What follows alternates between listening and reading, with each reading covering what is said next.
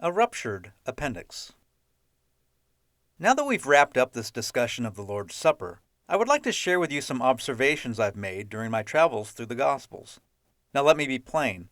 This has absolutely nothing to do with the Lord's Supper at all. There will be no magnificent tie back to it all, and I don't want you to get to the end of this wondering what this has to do with anything. It doesn't. But I find this discovery quite fascinating and too cool not to share with you. So let this be kind of a parting gift, something to share with your friends and family for years to come. The Beloved Disciple. I've mentioned this previously, but now I'd like to take a moment to provide additional evidence as to why I assert that the author of the Gospel of John is not the son of Zebedee. If you're new to the faith, I may have already lost you. Going on from there, Jesus saw two other brothers, James son of Zebedee and his brother John. They were in a boat with their father Zebedee, preparing their nets. Matthew 4, verse 21. James son of Zebedee and his brother John, to them he gave the name Boanerges, which means sons of thunder. Mark 3, verse 17. Other than John the Baptist, Jesus' cousin, read Luke 1, there are no other Johns mentioned in the Gospels. As a result, it was widely assumed, as early as the 2nd century, that the Gospel of John was indeed written by this John, the son of Zebedee, Zebedeeson. After reading Richard Bauckham's The Testimony of the Beloved Disciple, I was illuminated to the possibility that the author of John's Gospel is not the John everyone else on the planet thinks he is, scholars, authors, and teachers alike. Most likely, according to Mr. Bauckham, the author was another of Jesus' disciples or followers, a man referred to as John the Elder, a priest who lived in Jerusalem or Bethany, and who outlived all the other apostles. Again, unless you grew up understanding the Gospel's author to be one of the 12, you wouldn't otherwise raise any questions about this until you read through that Gospel and wonder about the choice of words the author uses, especially in regards to the disciple whom Jesus loved. But now with the idea that this Gospel's author is not John, Zebedee's son, I also discovered something else. Under more careful examination of the Gospel according to John, it becomes clear that the author of this Gospel is not referring to himself at all when he speaks of the one whom Jesus loved. Growing up accepting that John Zebedeeson was the Gospel's author, it always bothered me that he would speak of himself as Jesus' apparent favorite. Who writes like that? And each time I read one of those later passages that referenced the beloved disciple, I would get annoyed. If the author was referring to himself, why not just say, "It was me," or "Jesus told me"? It just doesn't, and it never did, make any sense. Nowhere in the other Gospels is there even a remote suggestion that Jesus held any special affection for that John, one of the 12. Interestingly enough, however, John's Gospel does record some individuals whom Jesus did seem to hold some affinity. So the sisters sent word to Jesus, "Lord, the one you love is sick."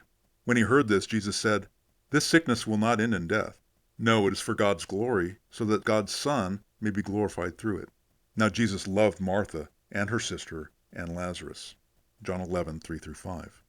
When Jesus saw Mary weeping, and the Jews who had come along with her also weeping, he was deeply moved in spirit and troubled.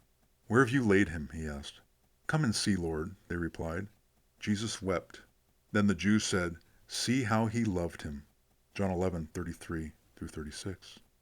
Verse 3 above, "Lord, the one you love is sick," is the very first time the author indicates that Jesus holds any unique affection for another individual, excluding his obvious love for everyone. And if we pay attention, we see that this is the author's way of introducing Lazarus as the disciple whom Jesus loved. The author only refers to the disciple Jesus loved after this account, not before. We don't know the circumstances surrounding how Jesus and this family were brought together. Was Mary the young girl caught in adultery, recorded in John chapter 8, verses 1-11, as we already discussed? Perhaps. If she was, did she invite Jesus home for dinner to meet her family that afternoon? As Jesus and his disciples were on their way, he came to a village where a woman named Martha opened her home to him. She had a sister called Mary, who sat at the Lord's feet, listening to what he said. But Martha was distracted by all the preparations that had to be made. She came to him and asked, "Lord, don't you care that my sister has left me to do the work by myself? Tell her to help me." "Martha, Martha," the Lord answered, "you're worried and upset about many things, but few things are needed, or indeed only one. Mary has chosen what is better, and it will not be taken away from her." Luke 10, verses 38-42. If this story in Luke tells of Jesus' first time in their home, it more adequately explains why Mary was so enthralled with Jesus in the moment and could do nothing else but sit at his feet, hanging on every word. Martha, on the other hand, may not have known Jesus from Adam, but though showing respect to this rabbi, she would have still expected him to respond differently to her request than he did. So while the Bible doesn't tell us all the nitty-gritty details of Jesus' relationship with Lazarus and his sisters, John does make it clear to us that Lazarus was definitely someone Jesus loved deeply.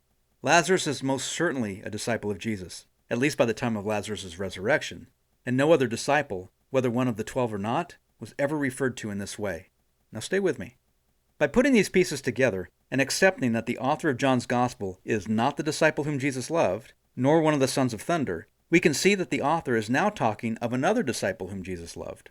Having established reasonably that there were many disciples at the Last Supper, in addition to the 12, isn't it also reasonable that Lazarus be seated at Jesus' right hand at that meal? The presumption that the 12 were the only ones there would preclude the possibility that the beloved disciple could have been someone else.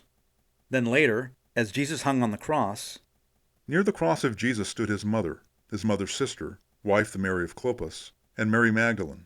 When Jesus saw his mother there, and the disciple whom he loved standing nearby, he said to her, "Woman, here is your son," and to the disciple, "Here is your mother."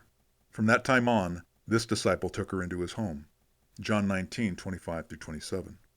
Now let's move to this scene, in John 21, sometime after the resurrection.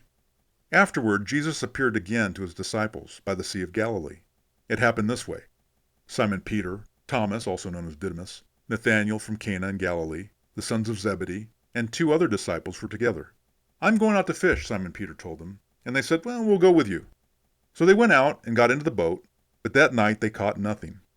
Early in the morning, Jesus stood on the shore, but the disciples did not realize that it was Jesus. He called out to them, "Friends, haven't you any fish?" "No," they answered. He said, "Throw your net on the right side of the boat, and you will find some." When they did, they were unable to haul the net in because of the large number of fish. Then the disciple whom Jesus loved said to Peter, "It is the Lord." John 21:1-7. As before, instead of assuming that the only people who ever traveled with Jesus were the 12, or that he never went anywhere alone, they weren't his bodyguards, we can allow for many other disciples to have been part of many of these experiences too, except when specifically noted otherwise. In this case, the author specifies here that the sons of Zebedee, James and John, were present in the boat, along with 2 other disciples. So why would the author, if he was John Zebedee's son, include himself as one of the sons of Zebedee, and then separately as the beloved disciple? Isn't it more plausible that Lazarus be one of these 2 other disciples, along with the one telling the story? After this group of men finished eating from their miraculous catch of fish, we see Jesus and Peter walking and talking. Certainly they weren't alone during this dialogue, however, else the author couldn't very well have been an eyewitness to testify about it. When they had finished eating, Jesus said to Simon Peter, "Simon, son of John, do you love me more than these?" "Yes, Lord," he said, "you know that I love you." Jesus said, "Feed my lambs." Again Jesus said, "Simon, son of John, do you love me?" He answered, "Yes, Lord, you know that I love you." Jesus said, "Take care of my sheep." The third time he said to him, "Simon, son of John, do you love me?" Peter was hurt because Jesus asked him the third time, "Do you love me?" He said, "Lord, you know all things. You know that I love you." Jesus said, "Feed my sheep. Very truly I tell you, when you were younger, you dressed yourself and went where you wanted. But when you are old, you will stretch out your hands, and someone else will dress you and lead you where you do not want to go." Jesus said this to indicate the kind of death by which Peter would glorify God. Then he said to him, "Follow me." John 21:15-19. Picture the above scene. All the brothers got up from around the fire and began walking together along the beach. If you've ever been walking with a large group of friends like this, was everyone walking arm in arm, side by side? Or don't we normally break into smaller, more manageable groups of 2, 3, or 4 as we move along together? Just by the nature of the different paces at which people move, we see this naturally occur. In this way, we can imagine Jesus walking in the lead group with Peter and the author of the gospel himself. And then Peter turned and saw that the disciple whom Jesus loved was following them. This was the one who had leaned back against Jesus at the supper and had said, "Lord, who's going to betray you?" When Peter saw him, he asked, "Lord, what about him?" John 21:20-21. why would the author need to clarify for his readers that he himself was the same disciple as the one at the Last Supper leaning on Jesus? Think about this. If the author was the beloved disciple Peter saw walking behind them, then how would the author have been in any real position to hear Jesus and Peter's conversation or the question Peter finally asked? And if the beloved disciple was close enough to Jesus and Peter to hear the conversation, then why would he be walking at such a distance instead of right alongside the other two? And I'm sorry, but how awkward would it be for Peter to talk about him in the third person if he was within earshot? To me, understanding normal conversation and convention, it just appears far-fetched to think that the beloved disciple, in this case, is the one telling the story, the gospel. Instead, I suggest that the author himself is indeed walking with Peter and Jesus, bearing witness to Peter's question about this other disciple following them from a distance, who was probably walking and talking with the others.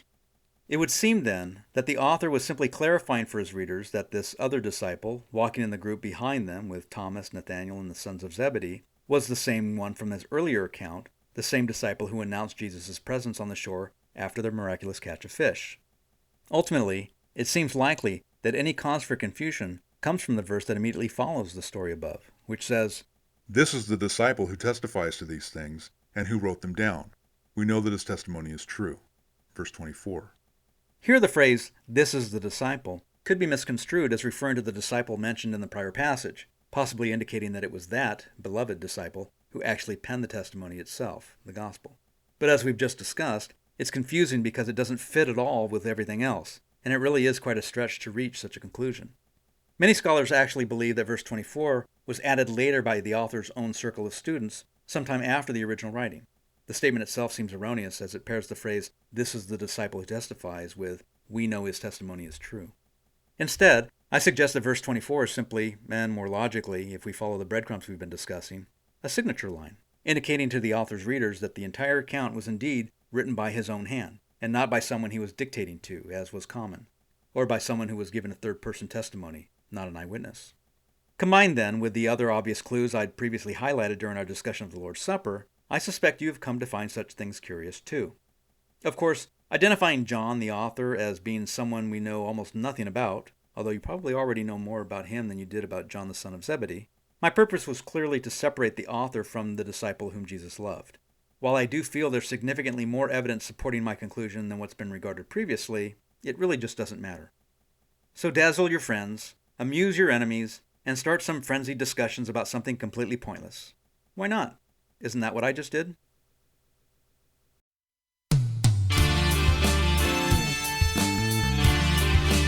I hope you have enjoyed this discussion regarding the origins of the tradition of the Lord's Supper, and I pray you have a deeper understanding of this practice and the part you play as a member of the body of Christ. I hope you have gained a better appreciation for God's Word, in both written and human form, and continue to seek the truth. If you found this book informative, entertaining, or both, I encourage you to share it with others and discuss it on social media. Spread the word. It's a big deal. This recording of So What's the Big Deal About Communion, Unlocking the Truth Behind the Tradition, was read by Toby Crain and is published by Covenant Books. For more information about this or other titles by this author, or to contact the author, please visit www.sowhat'sthebigdeal.com.